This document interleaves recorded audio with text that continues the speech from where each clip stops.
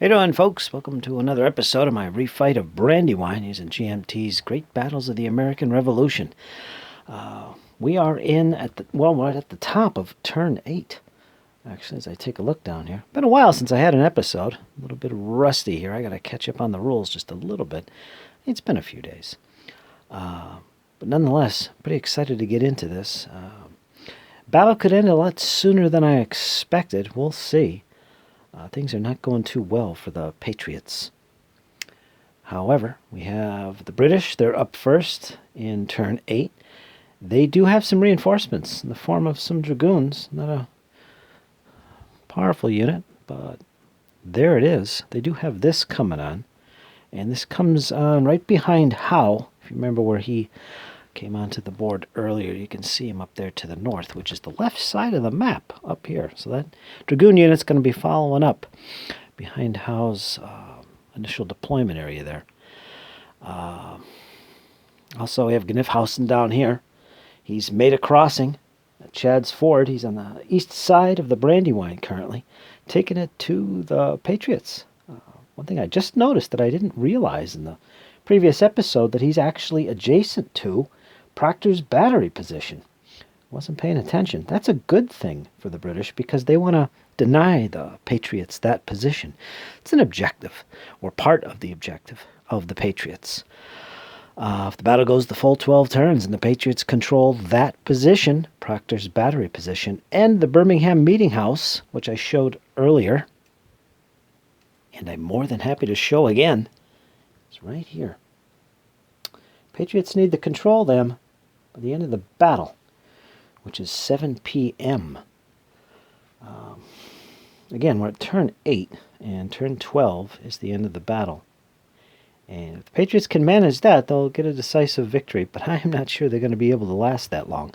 We shall see. A lot of it's going to depend on what the British do in this turn, I think. In fact, I think the British might even be able to wrap up this battle in this turn. We shall see. And I keep saying that is because the army morale currently of the Patriots is all the way down here. It's at 4. Once it reaches 0, that's it. The Patriot forces will withdraw from the battlefield. It is a substantial victory for the British at that point. Substantial being one less than a decisive victory. And I've been aiming for decisive victories for both sides in this battle. And I think we're ready to get into this. So, let's take a look down here and see what my plans are for the British. You can see, British are all deployed. They look pretty good at the moment. This nice lineup of artillery. Of course, these won't be firing until the Patriots go. Defensive artillery. There's some infantry in here supporting them, just in case the Patriots decide to come across, which they could if they wanted to.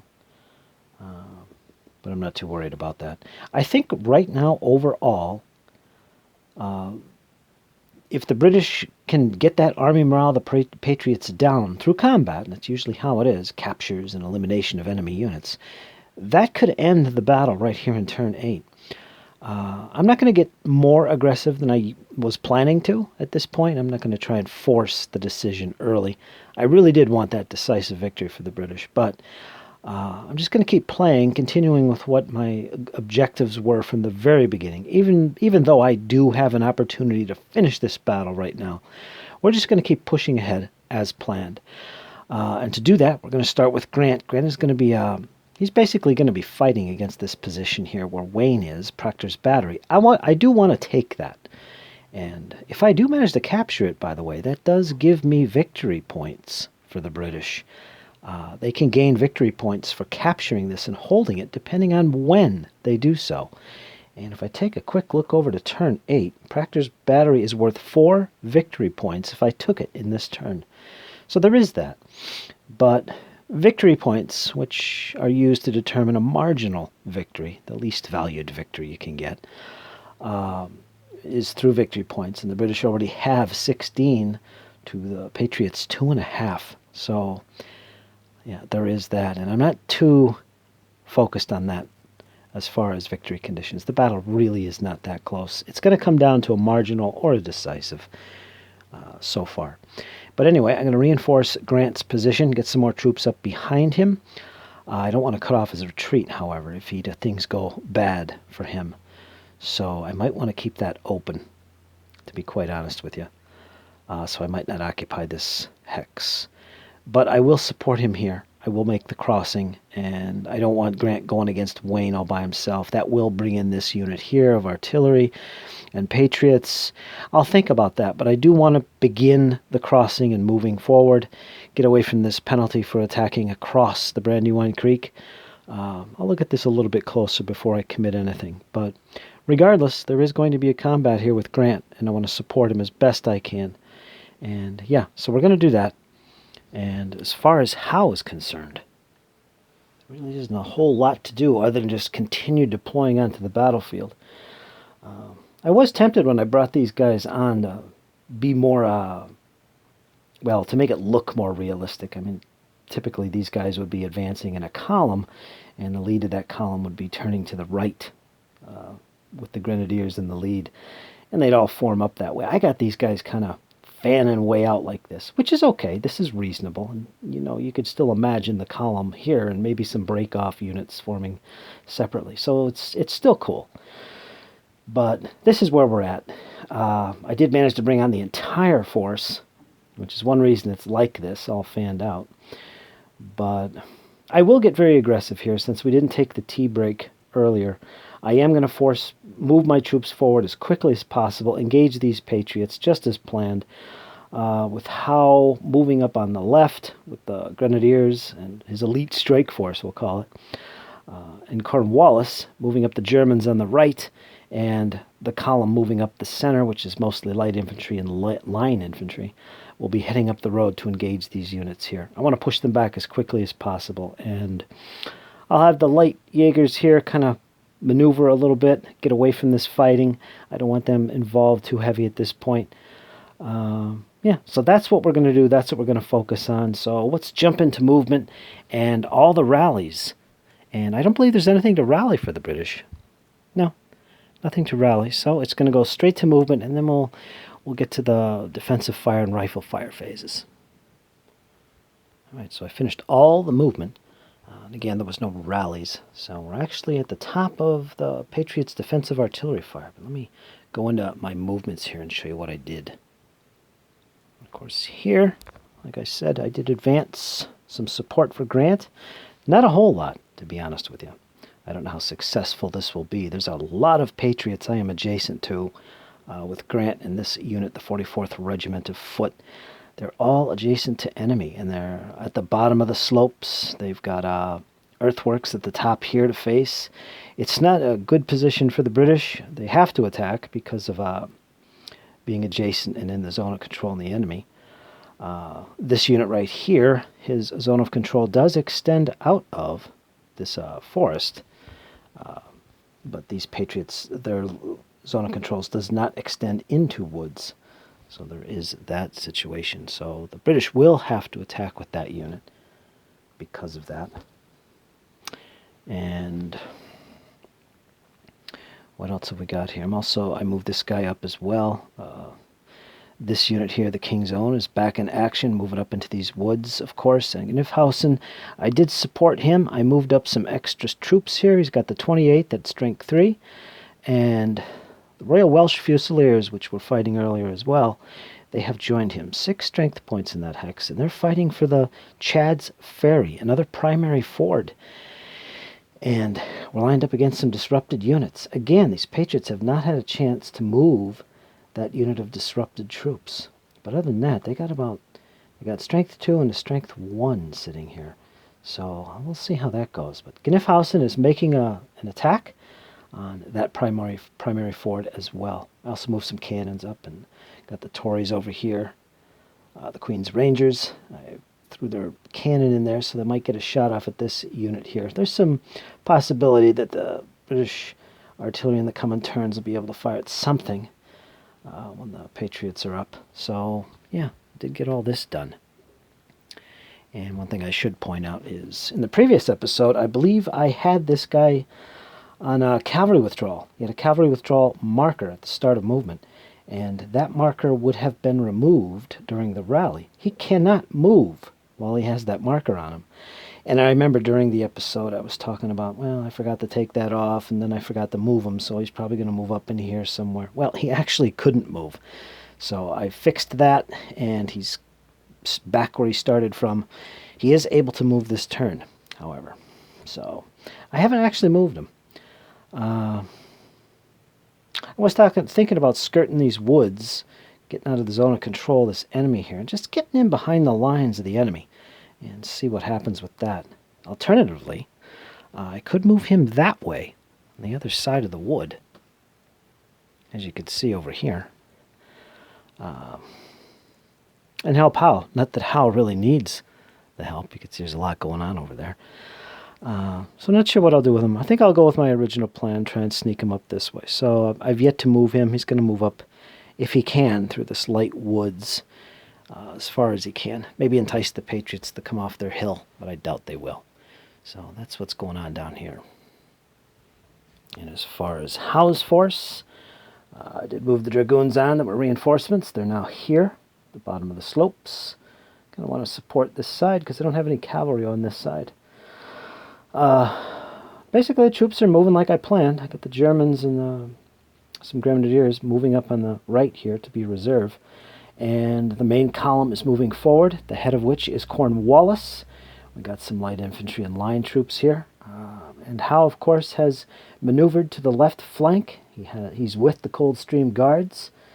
I believe that's the Coldstream Guards. Yes, it is. And the light troops are engaging currently the Patriot advance formations. I'm also bringing up some cannon in the rear. Not really that important at this point. But yeah, all things are going the way they should. So as far as combats are concerned, at least on this side, we're going to see Cornwallis engaging here. He's got some light infantry, strength 5. These are all pretty good troops, these lights. Various strength sizes. We got a strength 1 there. And a strength 5 here. These are lights. That's the first light infantry. Is it the first? Yeah, it is. So there's going to be a lot of initial combats going on here involving this unit, this stack, this unit of lights, mostly the lights. And that's about it. So we're going to be engaging a couple Patriot units here. And one other thing which will be somewhat interesting, as you can see, over here, again, this is one of my rash movements without thinking, which I like to do when I'm playing solo. I don't like to take my mistakes back. But this might not be a mistake. I've got strength 2 worth of Dragoons here at the foot of the slopes of this undefended Patriot battery. New Jersey Battery A, I believe. It's only, well, it's going to be captured, basically, is what's going to happen. I'm going to be able to advance in there and take those unprotected guns. But of course, let's remember, the Patriot defensive fire is first. So if I can weather that, I believe I can advance right in there and take those guns. And that's not going to be good for the Patriots. So there is that. All right, folks, I'm going to get into the defensive fire for the Patriots and show you guys the results of that, as well as any rifle fire. And I don't believe there's any up here. Well, there is right here. These 2 units. We got some German Jaegers and some light infantry for the Patriots. They're rifle armed. They are eligible to fire. So we're going to get into that. And real quick down here with Grant and Gniffhausen, there is some Patriot batteries that'll be able to fire, like right here and down here. Well, I can't see him. Counter battery fire, possibly. There's an infantry unit here. Rifle fire, yeah, there's some rifles in here. We're going to see. I don't think there's any rifles for the Germans in range, or the British in range. So it's mostly Patriot artillery we're going to see engaging the enemy down here. So, okay, let's see the results of this. All right, I'm going to jump in here before I get to the rifle fire. Although not much happened with the artillery fire up on Howe's position. But down here it was very interesting, and I'm going to explain this here. There was some artillery fire for the Patriots, defensive. This battery right here was able to fire on this position here, ineffective. Next up, I went to this unit right here, and I fired on this, where was he? This unit. 3 hex range. 1, 2, 3. It's on the slopes as well as the artillery, so it can see them. I picked this unit, and I got a 1 result. So this unit is reduced 1 step. In other words, it's flipped. So that was good for the morale of the Patriots. So there was that. Now, next thing I did, okay, let me think here. There was this battery here, and he basically fired at close range against this unit right here. Totally ineffective. It was only strength 1. But here's the thing. This next one I did, and it was Proctor's battery. He has a strength 2 cannon up here, and he's adjacent to Grant. And so is this unit here, the 3rd Pennsylvania battery. So I combined strength 3, point-blank range, basically. I think I needed a 4 or better. And we fired on here, and I rolled a 1. So I went to the next battery, and I think the next battery was this one. I did something, but what I did is I said, you know what, let's give the Patriots a break, and instead of resolving this with a roll of 1, let's give that 1 to this unit here, and okay, it missed. That was the 1. So I rolled a second time for these guys. I got a 2. So at that point, it was totally ineffective, so I had another battery, this one over here. So I decided, you know what, let's give the Patriots one more chance. We'll give the 2 we rolled to this battery against Gnifhausen's position. Okay, so that missed. So I made one final roll. This was their last chance. These 2 batteries, adjacent fire on Grant's stack. And sure enough, I got a nice, decent roll, and it caused a disruption. It was okay. It was legal. It's all good. I gave the Patriots a little bit of a last chance to be successful somewhere. So the unit was disrupted, fell back all the way to this position, and that was that. So Grant is alone here with just the 1 regiment remaining to go into the close combat phase. So that was pretty fun. And so yeah, the Patriots got a little bit of a leeway there, a little bit of a break. And that also helped the Army morale. I'll show you that. So I can't get the camera over here, but I'll show you the results. The British dropped to 19 at this point from all the shooting over there. And also, the Patriot morale went up to 5 at this point. And there was a little bit going on up here as well. I'm going to show you that. And where is it? Right down here we had the artillery firing, and wouldn't you know it, the Patriot cannon back here were totally ineffective against these British horse units. And this battery also fired here, ineffective. So going into rifle fire, we're going to see these guys square off, taking shots at each other, most likely. And same thing over on the other side with Gnifhausen, where we've got a couple of units, well, 1 unit right here of rifle armed. And they're probably going to take some shots at Grant's position as well. And I definitely want to show you that result before we get into close combat, because it could be pivotal. Alright, finished the rifle fire, all ineffective. He took a shot at Grant's position, and he got a result of a 2, so he didn't hit. And also up by Howe's position, the Jaegers and Patriots shot at one another, ineffective. So now we're ready to get into the fun stuff, which is the close combat. Now, this will be interesting. Grant has to fight here. He's got only 1 regiment remaining, and I believe it is a strength 4. And he's got a lot of units he's adjacent to, and this strength 3 as well. Also has to attack. It's going to be interesting. There's a lot of Patriots surrounding them in this location. We've got a strength 2. We've got Wayne with a strength 1 unit. That's not very useful, but Wayne is involved, so that could be important. His combat leadership is 1, so it's going to modify the combat. The attackers will suffer a penalty of -1, but he's only got a strength 1 there. However, over here, the Patriots have a strength 4 adjacent to Grant. That's going to be important. And finally, the rifles have an option to fight as well, and there's a strength 1 in here. And they're also adjacent to this position. If I attack from here, the British do not have to attack across this Brandywine Creek hex. That is an option. But if I do, these guys will have to be involved against him. At least one of them will. And yeah, so we're going to see what happens here. And of course, up on Howe's position, we've got this combat right here, this whole area here. British have a substantial advantage going up against 2 Patriot units, 2 Strength 5 Patriot units. Going against pretty much, I think the British overall have a slight advantage over them in numbers. A 4, a 5, a 1, and a 5 against a 5 and a 5. So we're going to see the results of this as well.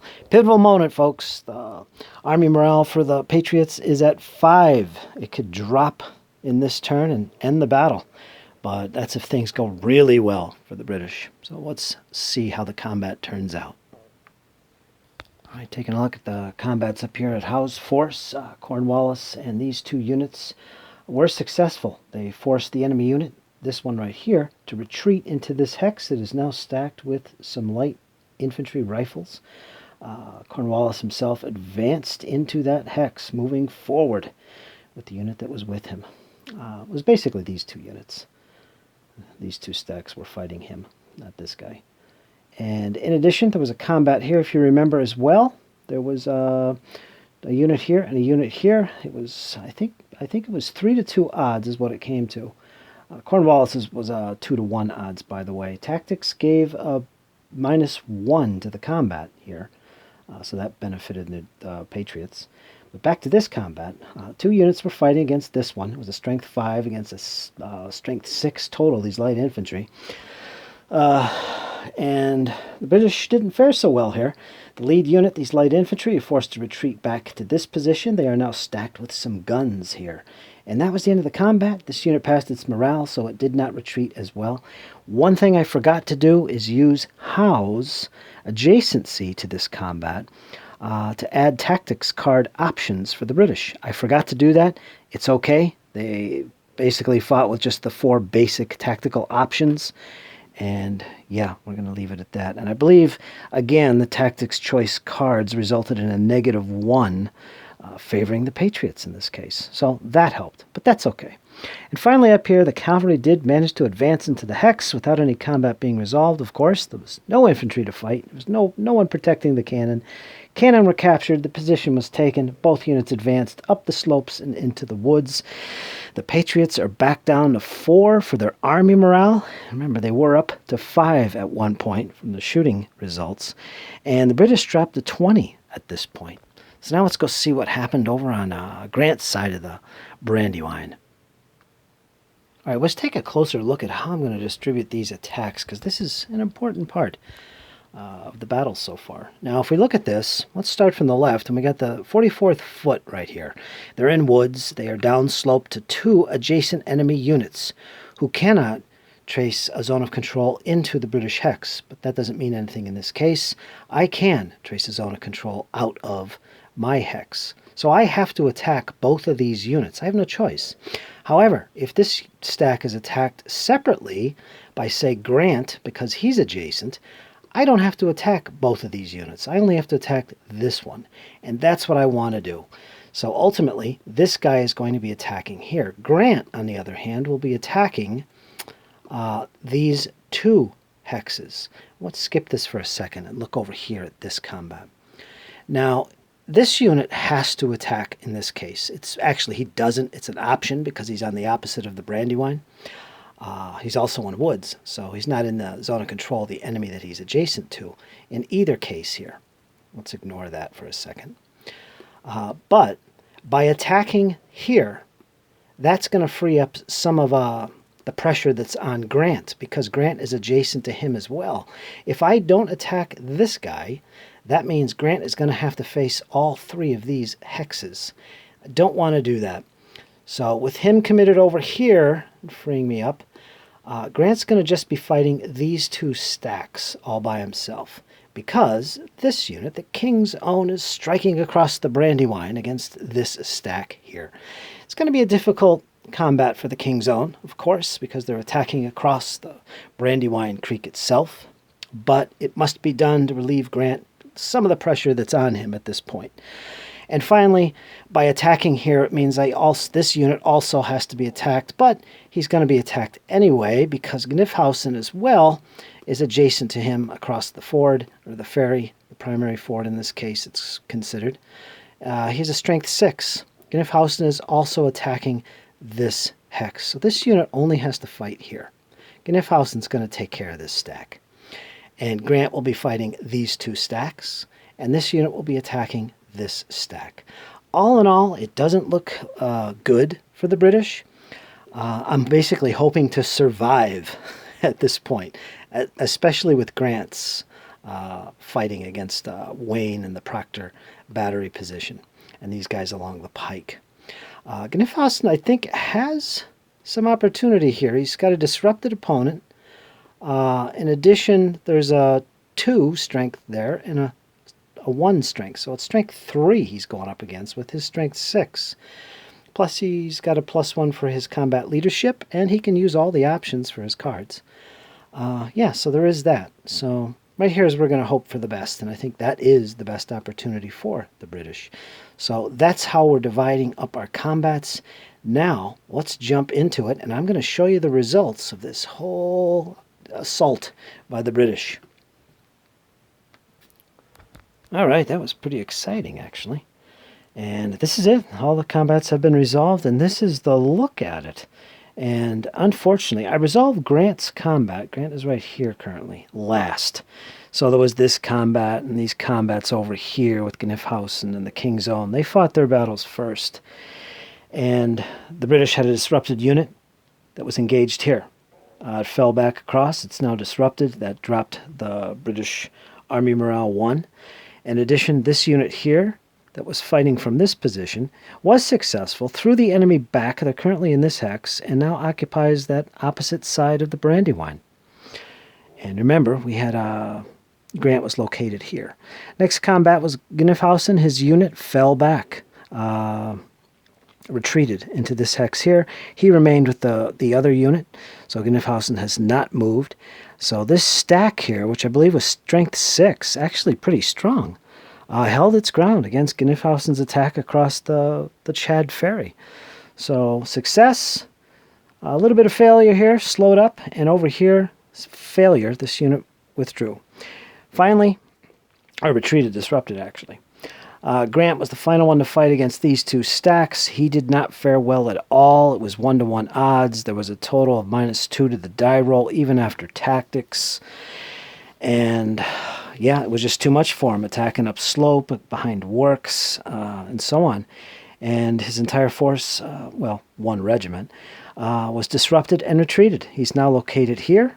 Grant is with him. He retreated with the unit. And there he is. It's a good thing I left an avenue of retreat for my units, because you don't want to be crowding too much. Otherwise, your units cannot retreat. You don't want to do overstacking. So there is that. So, yeah, that was not successful. So let's take a look at the Army morale situation. As you can see here, I can't get a better angle on this. But anyway, I think you get the gist here. The Patriots stayed down at 4. British dropped down to 18. They were at 21, and that was from having units disrupted.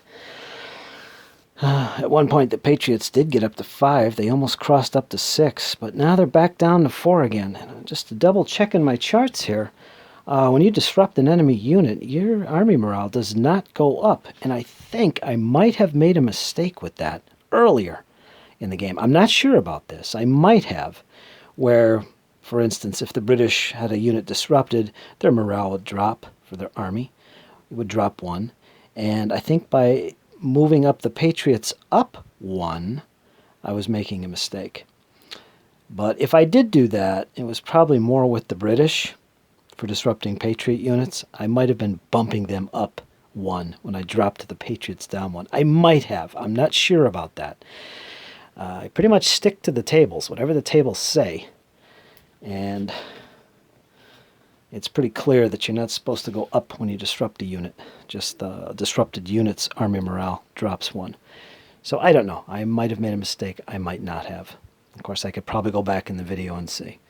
But that's the situation, folks. That's the end of the British turn. It was really, they did nothing. Had limited success fighting across the Brandywine. The Patriot morale is still at 4, what it was at the start. The only real success was they had up there with Howe, where he was able to capture some guns. which hurt the Patriot morale. Captured unit. And pushed back the initial units here. I think this unit here retreated. And this stack with Cornwallis advanced. And that was it. So nothing major here, but that was the capturing of the guns. So that's the it. Excuse me. That was the end of turn 8 for the British. It's now going to go turn 8 for the Patriots, and they're going to be up next. I'm going to cut the video off here, folks, and upload this for you. I hope you enjoyed. In the next episode, we're going to see the Patriots' turn. How do they respond? Especially down here. They previously lost Green as their commander. That's not good. And the British are being repulsed. So let's see if the Patriots can capitalize on this, build up their defenses around Proctor's battery, which is proving to be a tough nut to crack. The only foothold they have on the other side of the Brandywine is this unit here. The King Zone has managed to cross, but they're not in control of the ferries, or the fords, I should say. So going into the next turn, folks, stay tuned. It's heating up. The Americans are fighting back. Let's see what happens next. Take care, folks. Hang in there. It's only going to get better. You can count on it. Take care.